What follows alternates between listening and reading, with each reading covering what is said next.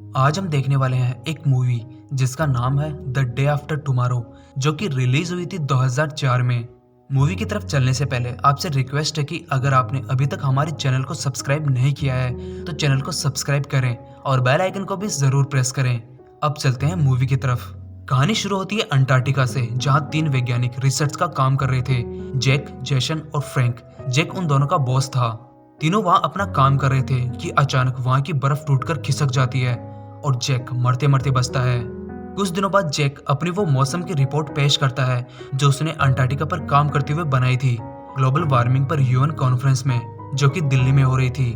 वहां जैक कहता है कि ग्लोबल वार्मिंग की वजह से जो अंटार्कटिका की बर्फ पिघल रही है उसके नीचे बहुत सी हानिकारक गैसें हैं और वो गैसें पृथ्वी को आका गोला बनाने की बजाय वो पृथ्वी पर फिर से शीत युग ला सकती हैं, जिसमें पूरी पृथ्वी जम जाएगी और ये हो सकता है आने वाले 100 या 500 सालों में। जैक समझाता है कि पृथ्वी का उत्तरी गोलार्ध का तापमान उत्तरी अंध महासागर की हवाओं पर निर्भर करता है। सूरज की गर्मी सबसे ज्यादा भूमध्य रेखा पर होती है और उन हवाओं के जरिए वो गर्मी उत्तर में जाती है। बढ़ती गर्मी अंटार्कटिका की बर्फ को पिघला रही है और उन हवाओं के बहाव को भी खराब कर रही है और आखिरकार जब वो बहाव बंद हो जाएगा तो गर्मी का मौसम भी खत्म हो जाएगा। जैक फिर कहता है कि हमें जल्दी कुछ ना कुछ करना होगा, नहीं तो हालात बहुत बदतर हो जाएंगे। लेकिन अमेरिका के उपराष्ट्रपति इस बात के लिए अपनी सहमति नहीं देते और कहते हैं कि आप सिर्फ सनसनीखेज बेतुके दावे कर रहे हैं और हमारे पास इतने पैसे भी नहीं हैं कि हम ग्लोबल वार्मिंग को पूरी तरह ठीक कर सकें। उस कॉन्फ्रेंस में हेडलैंड क्लाइमेट रिसर्च सेंटर के प्रोफेसर रेप्सन भी थे।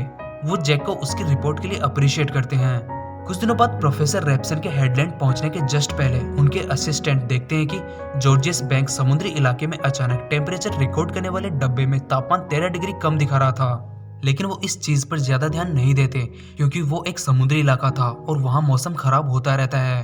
अचानक टोक्यो में पत्थर के आकार के ओले गिरने लग जाते हैं और कई लोगों की मौत हो जाती है। दुनिया के भी अलग अलग शहरों में अचानक मौसम बहुत ज्यादा खराब हो रहा था। स्पेस में बैठे एस्ट्रोनॉट भी जब पृथ्वी पर देखते हैं तो उन्हें अमेरिका के पास में एक बहुत बड़ा तूफान दिखाई देता है।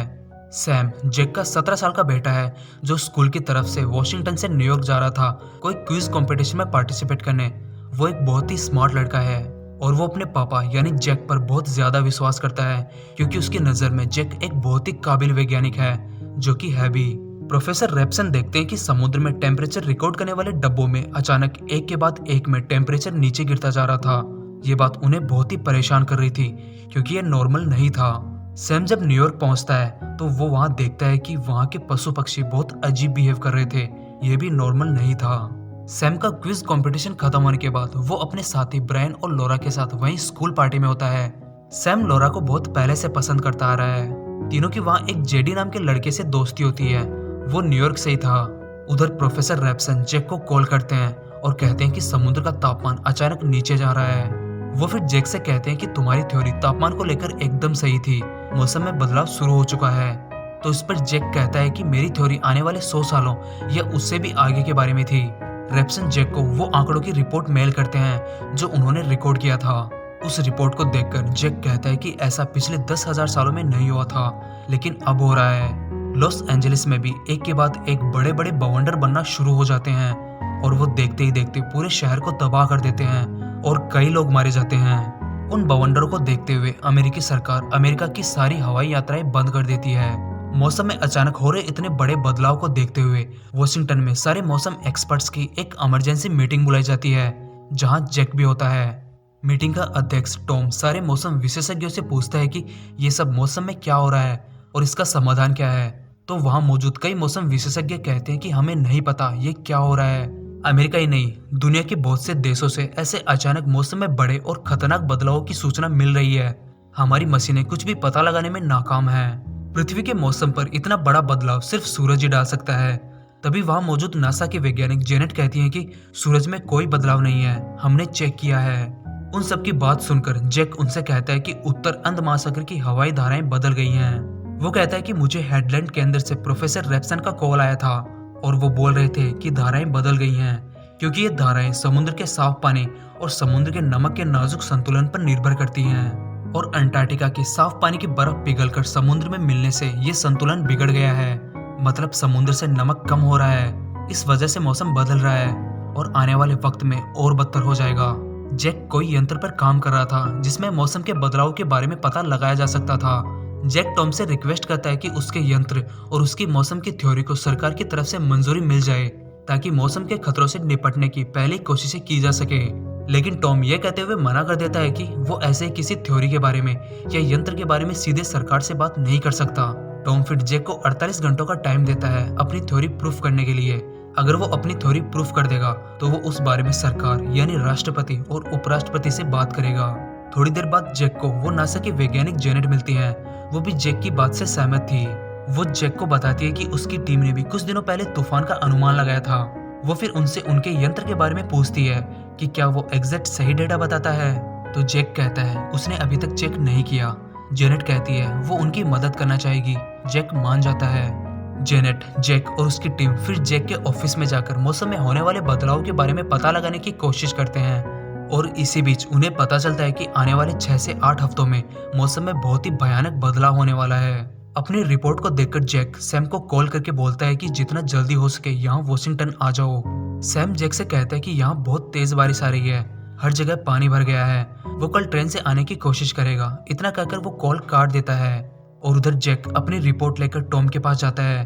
टॉम उसे अमेरिका के उपराष्ट्रपति से मिलवाता है। जैक अपनी रिपोर्ट उपराष्ट्रपति को देकर कहता है कि आने वाले वक्त में हालात बहुत खराब होने वाले हैं, हमें जल्दी नॉर्थ के शहरों को खाली करवाना होगा।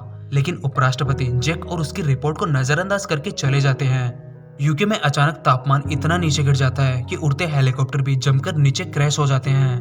न्यूयॉर्क में मौसम बहुत ज्यादा खराब होने की वजह से जेडी सैम, ब्रायन और लॉरा को अपने साथ अपने घर ले आता है। उसके पेरेंट्स यूरोप गए हुए थे।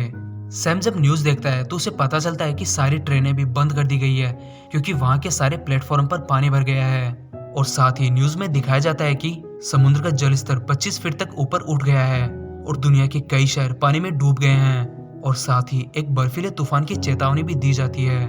जेडी सैम और उसके साथियों से बोलता है कि उसे अपने छोटे भाई को लेने जाना है, वो अपने हॉस्टल में है, क्या वो उसके साथ चलना चाहेंगे। सैम, ब्रायन और लॉरा जेडी के साथ चलने के लिए तैयार हो जाते हैं। लेकिन जैसे वो बिल्डिंग से बाहर पहुंचते हैं वो देखते हैं कि सड़क पर बहुत ज्यादा ट्रैफिक था और इतनी तेज बारिश के कारण सड़कें ऊपर तक पानी में डूब चुकी थी। उनके पास पैदल चलने के अलावा दूसरा रास्ता नहीं था तो वो चारों पैदल ही निकल पड़ते हैं। लेकिन जैसे जैसे वो चारों आगे बढ़ रहे थे पानी का स्तर भी बढ़ता जा रहा था। सैम इस सिचुएशन को देखकर बोलता है कि हमें आगे नहीं जाना चाहिए बल्कि किसी ऊंची सुरक्षित जगह पर जाना चाहिए। चारों को वहाँ न्यूयॉर्क की पब्लिक लाइब्रेरी दिखती है। वो ऊंची जगह पर थी तो चारों फिर उसके अंदर जाने लगते हैं। बहुत से लोग भी उसी जगह पर जा रहे थे। तभी समुद्र में एक बहुत बड़ी सुनामी की लहर उठती है जो पूरे न्यूयॉर्क शहर को डुबाने के लिए काफी थी। सैम जब उस लहर को देखता है तो वो अपने साथियों के साथ उस लाइब्रेरी के अंदर भाग जाता है और अंदर जाने की वजह से वो बच जाते हैं। उनके साथ वहाँ बहुत से लोग थे। जैक अचानक प्रोफेसर रेप्सन को कॉल करता है और एक मौसम की रिपोर्ट भेजकर कहता है कि आने वाले वक्त में ठंड बढ़ती जाएगी और गर्मी की कोई उम्मीद नहीं दिख रही। तूफान के घूमने से ऊपर की सारी ठंडी हवाएं नीचे की ओर आ रही हैं और ये प्रोसेस बहुत तेजी से हो रही है। 3 अलग अलग जगह ये बर्फीले तूफान हैं, स्कॉटलैंड, कनाडा और साइबेरिया। वक्त के साथ इन तूफानों का आकार बढ़ता जाएगा। 7 से 10 दिन बाद ही ये अपने चरम पर होंगे और जब ये तूफान खत्म होंगे हम शीत युग में होंगे। इतना बोलते ही उनकी लाइन कट जाती है। जैक को उसी वक्त न्यूयॉर्क में आई सुनामी का भी पता चलता है और उधर सैम को पता चलता है कि लाइब्रेरी में एक पुराना पब्लिक फोन है और वो फोन कभी कभी बिना बिजली के भी चलते थे। सैम उस फोन से जैक को कॉल करता है और कहता है कि हम सुरक्षित हैं और न्यूयॉर्क की पब्लिक लाइब्रेरी में हैं। जैक फिर सैम से कहता है कि वहां से निकलने के लिए अब बहुत देर हो चुकी है। वहां अब एक भयंकर बर्फीला तूफान आने वाला है। जहां हो वहीं रहना और जो भी मिले उसे जलाकर खुद को गर्म रखने की कोशिश करना। जैक फिर सैम से वादा करता है कि वो उसे वहां से लेने जरूर आएगा। न्यूयॉर्क में धीरे धीरे ठंड बढ़ने लग जाती है। उधर जैक न्यूयॉर्क निकलने की तैयारी करने लग जाता है।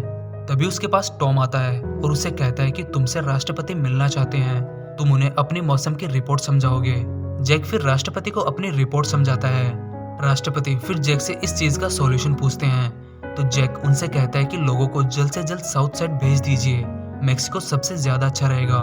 नॉर्थ अमेरिका के लोगों को बचाना मुश्किल है, अगर वो अपने घर से निकले तो जमकर मर जाएंगे, वो जहाँ है उन्हें वहीं रहने दीजिए। राष्ट्रपति जैक की बात से सहमत हो जाते हैं। न्यूयॉर्क में जो पानी सुनामी के रूप में आया था वो कुछ घंटों बाद जम जाता है और लोग अपने घरों से बाहर जाने लगते हैं। वो शहर छोड़कर जा रहे थे बाकी लोगों को देखकर लाइब्रेरी में बैठे लोग भी उनके साथ शहर छोड़कर जाने की योजना बनाते हैं। सब लोग बाहर जाने लगते हैं। सबको बाहर जाता देख सैम उनको रोकता है और उनसे रिक्वेस्ट करता है कि कोई भी बाहर मत जाओ, तूफान और बदतर होगा। हमें यहीं रुककर मदद का इंतजार करना चाहिए। लेकिन सैम की बात कोई भी नहीं सुनता, कुछ लोगों को छोड़कर। ज्यादातर लोग चले जाते हैं एक सुरक्षित जगह की तलाश में, लेकिन कुछ लोग सैम की बात मानकर वहीं रुकते हैं।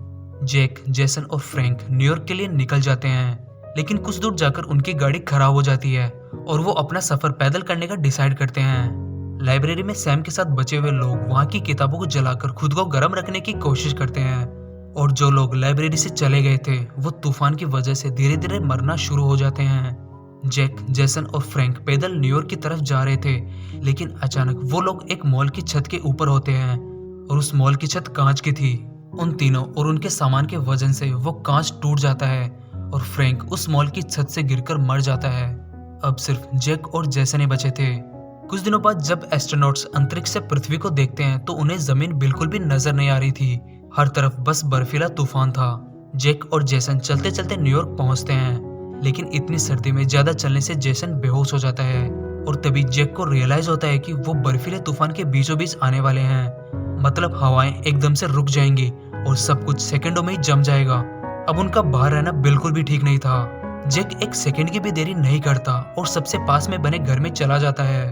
अंदर जाकर दरवाजा बंद कर लेता है और वहां पड़े गैस स्टोव को जला लेता है। सैम को भी पता चल जाता है कि वो लोग तूफान के बीचों बीच हैं। वो भी आग को बुझने नहीं देते। जब तूफान का बीच हट जाता है तो जैक और जेसन फिर अपना सफर शुरू करते हैं। जेसन अब नॉर्मल था। जैक और जेसन को चलते चलते काफी वक्त हो जाता है, तो वो कुछ देर के लिए आराम करने के लिए रुकते हैं। लेकिन जब जैक कुछ घंटों की नींद के बाद उठता है तो वो देखता है कि तूफान छटना शुरू हो गया है। सूरज थोड़ा थोड़ा दिखने लगा था।